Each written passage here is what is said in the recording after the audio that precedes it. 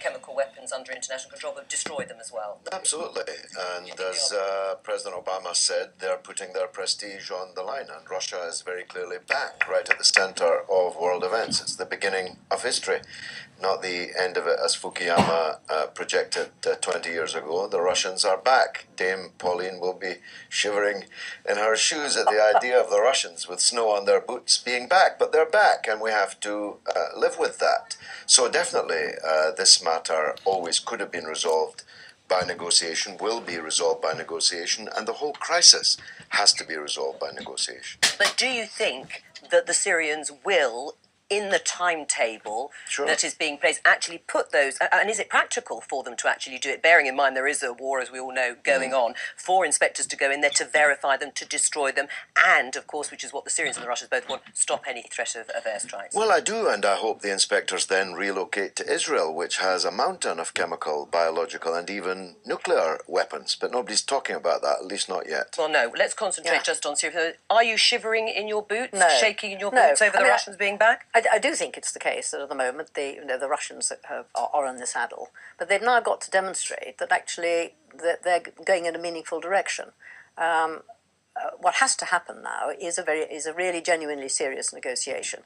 And Sanford's distinction between are they going to do something purposeful or are they going to muck about, that's an absolutely crucial question. What do you think? Well, I don't know. I think they're on test. I would hope that this turns out, even if it didn't intend it seriously, that it turns out to be something that's actually serious. Because I think it getting the chemical weapons out of the battlefield is a good thing in its own right. Right. Because very difficult. Let us not underestimate the difficulty of doing it. I mean, I think that is going to be one of the big issues. And I don't think it's going to be done in one day. Absolutely not. This is going to take time. The Foreign Secretary, William Hague, has actually just said that he's sceptical, surprise, surprise, of the plan, of the offer being made by the Russians. And he says so because President Assad's regime has lied for years about possessing chemical weapons and still denies using them, but has denied actually possessing them right up until very recently. That is a valid point. Well, as the harlot Mandy Rice Davis said, he would say that, wouldn't he?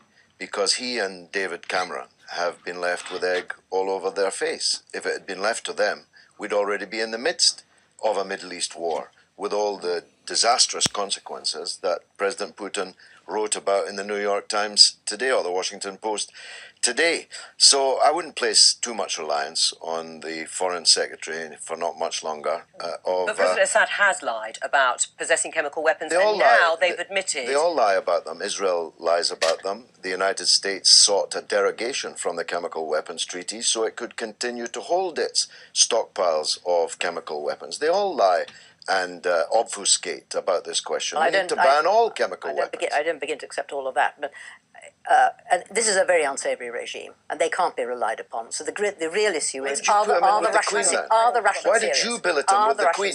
You were one of the people that advised the Queen to have him in her spare bedroom. Why did you do that? Right, well, hang on. Let's have a look at the issue, though, of the chemical weapons, because this is the key. The consensus in many Western nations is that Assad is responsible for that chemical weapons attack. What say you? I don't believe that, and I think Why not? Because as soon as President Obama drew his red line, it was an open invitation for just such a provocation. Well, I think he regrets it now, actually. To bring about he's now denying that he even drew it. But that's a measure of the fiasco that this has become. I don't think, George, we would be in this diplomatic situation if the Americans hadn't actually made it quite clear they were serious about this. You would say that. I know, exactly. Yeah, we're not going to agree. It's the threat that has brought the Russians and the Syrians to this point. Joe, I said in the Parliament last week, it's not that they're not bad enough to have done this chemical weapons attack. They are.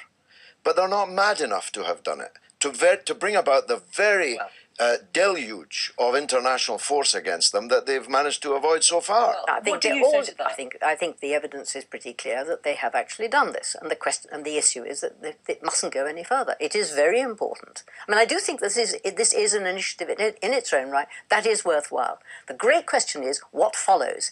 Does it lead us then onto a diplomatic track, or do we then go back, actually, to a continuation of fighting and the military option? And there's no support for that. This is the key point. He's got Obama off the hook because the Congress was about to throw out the idea of an American I think the Congress will be pretty tough if the Russians show that they're just trying to twist the US round their little finger, I think the American reaction will be pretty tough, and the congressional reaction will be pretty tough. And they are ready to go, so say the Americans. It is not, it seems, an empty threat, even if you are right in saying that actually President Obama personally does not want to get engaged in a war in Syria. If the Russians, as Pauline Neville-Jones has said, and the Syrians don't actually put their money where their mouth is, then those airstrikes would happen. Well, you should take your tanks off the lawn because nobody wants to use these tanks, neither the British public nor the American public. Now, I know that democracy doesn't mean much to some people.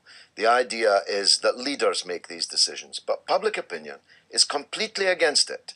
And the BBC, which is funded by public opinion, or the public who have that opinion, really ought to wise up because your role as the wartime propaganda mouthpiece George Galloway, is really infuriating people just you the being length deliberately and breadth provocative. of this country. Let's get back to the substance. You're going to lose issue. your license fee over this. Well, you don't have to threaten me. Let's get back to the issue at hand. You say you don't think Assad was mad enough to use chemical weapons, so you're going against all the intelligence, or certainly the vast majority of it. Why do you say that? Where is the intelligence? Their Show intelligence it to me. services. You've got lots of papers I here. do, Show but I me don't the actually intelligence. have it. No, you don't. No one has it. Where's your evidence to say it wasn't? I'm saying that Where's your evidence to say that it wasn't Assad's regime? My argument is logic, that it brought about the very prospect of international engagement in the war, which they had avoided so far. Well, okay, let's hear. It's not as if this is the very first time that chemical weapons have been used. Bad men use chemical weapons. Yes. Has Saddam Hussein used chemical weapons? George Bush used them. Against his own... Tony Blair used them and you supported them. Let Pauline speak and then I'll come back to you.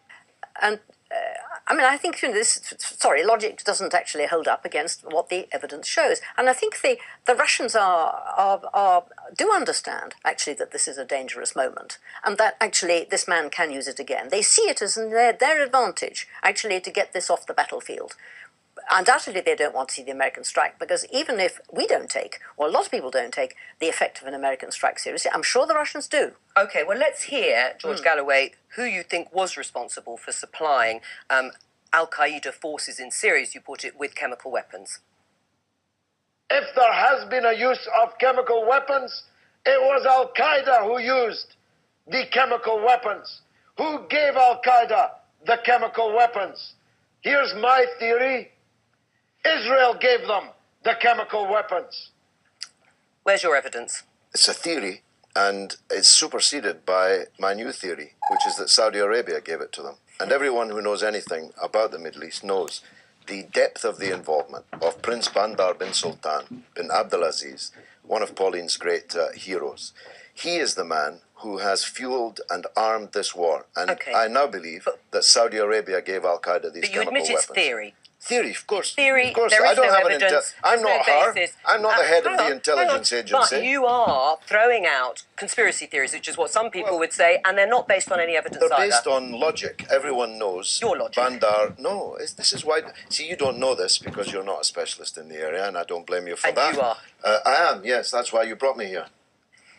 Is that right? Yes, that's why you brought me here, isn't it? Go on.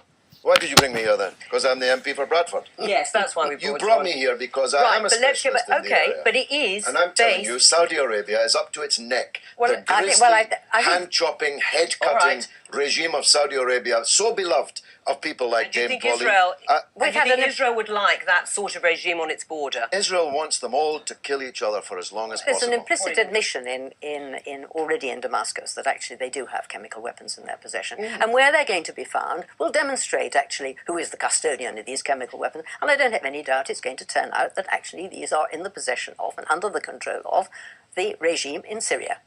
The Syrian regime has chemical weapons, as does the Israeli regime, as does the American regime, as does the British regime.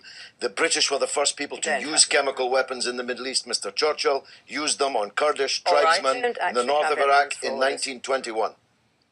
Do you think there will be any military intervention in Syria? I think at the moment we can't tell. I think we can't tell. I do think that it will return as a serious option if this diplomatic initiative does not succeed. George Galloway. That's always a pleasure. A specialist on the Middle East, in his own words. Thank you so much. Now,